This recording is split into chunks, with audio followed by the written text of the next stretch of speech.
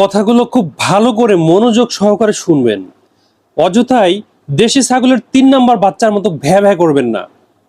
হজ একটি পবিত্র জিনিস।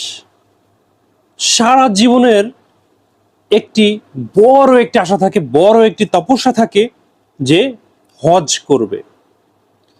আমাদের সমাজে, আমাদের আশেপাশে এরকম অনেক মানুষ রয়েছে, রিলেটিভ নন রিলেটিভ অনেক মানুষ রয়েছে যারা হজ করে আসে। মহান আল্লাহ রাব্বুল আলামিন তাদেরকে সেই তৌফিক দান করেছেন।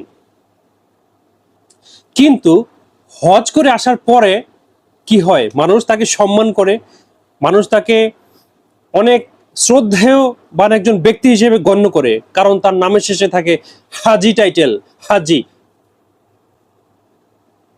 কিন্তু কিন্তু বেশিরভাগ মানুষ যেটা করে, বেশিরভাগ মানুষ হজ করে আসার পরে আরো পাজি হয়ে যায়।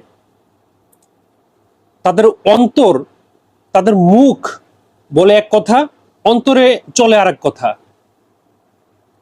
শয়তান যেন তাদের অন্তরের ভিতরে প্রস্রাব করে দিচ্ছে, এরকম একটা অবস্থা।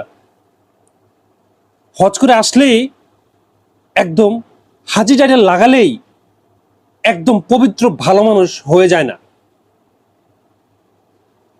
অনেক মানুষ রয়েছে এরকম, যারা তাকে মন প্রাণ দিয়ে বিশ্বাস করে তাদেরকে ঠকাচ্ছে বিভিন্নভাবে। এইসব হাজিদেরকে সরাসরি মুখের ভিতরে তাদেরকে করা উচিত।